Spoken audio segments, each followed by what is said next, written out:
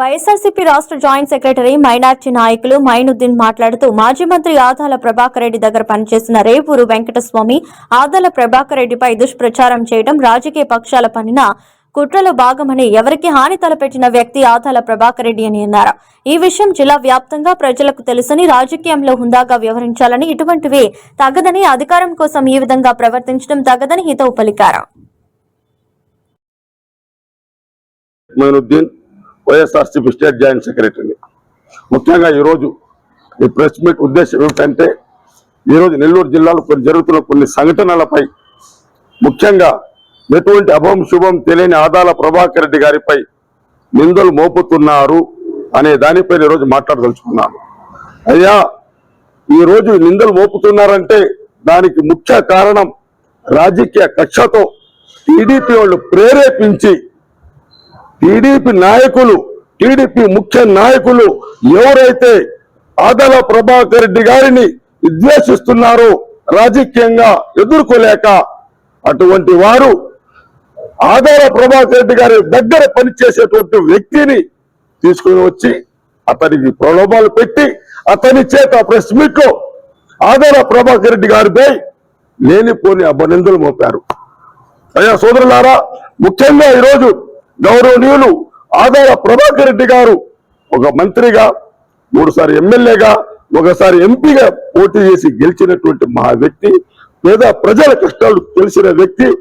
ఎవరైనా ఏ పేదవారైనా తెలియకపోని సార్ నాకు ఇబ్బందులుంటే ఆ ఇబ్బందులు కష్టాలు తీర్చేటువంటి వ్యక్తి ఆదాల ప్రభాకర్ రెడ్డి గారు.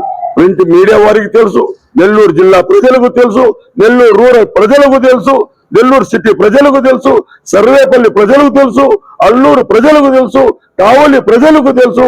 మొత్తంగా చూస్తే నెల్లూరు జిల్లాలో ప్రతి నియోజకవర్గం ఆదాల ప్రభాకర్ రెడ్డి అంటే చాలా గౌరవప్రదంగా చూస్తుంటారు. అటువంటి మాజీ పార్లమెంట్ సభ్యులు ఆదాల ప్రభాకర్ రెడ్డి గారిని వంచడము, అతని పైన బురద చల్లడం అనేది ఈ టీడీపీ వారు ఈరోజు ముఖ్యంగా కంకణం కొట్టుకొని ముందుకు పోతున్నారు. ఇంతకంటే దౌర్భాగ్యం ఉంటుందా? నేను టీడీపీ నాయకులు ప్రశ్నిస్తున్నాను, మీకు అధికారం ఇచ్చింది ఎందుకు? మీకు అధికారం ఇచ్చి పరిపాలించిందయ్యా, ప్రజలకు మేలు చేయండి అని మీకు అధికారం ఇస్తే మీరు ఉదయం లేచి నుండి వైఎస్ఆర్సీపీ కార్యకర్తలు దాడులు చేయడము, వైఎస్ఆర్సీపీ కార్యకర్తలు కొట్టడము, తిట్టడము, ఏ అవంశమం తెలియనటువంటి ఆదాల ప్రభాకర్ రెడ్డి గారిపై నిందలు మోపడము ఎంతవరకు న్యాయము అని టీడీపీ నెల్లూరు జిల్లా టీడీపీ నాయకులను, నెల్లూరు రూరల్ నాయకులు, నెల్లూరు సిటీ నాయకులను, నెల్లూరు జిల్లా మొత్తం టీడీపీ నాయకులే ప్రశ్నిస్తున్నారు. మీరు రాజకీయం ఇచ్చింది ఎందుకు? మీరు రాజకీయంగా మీరు ఎమ్మెల్యే గెలిచింది ఎందుకు? మీరు మంత్రులైంది ఎందుకు? కేవలం ఎటువంటి ఆధారం లేకుండా మాట్లాడుతూ మీ అందరికి తెలిసిన విషయం ఇది. రేవూరు వెంకటస్వామికి ఉల్లూరు లక్ష్మీరెడ్డికి ఏమైనా ఇది ఉందా?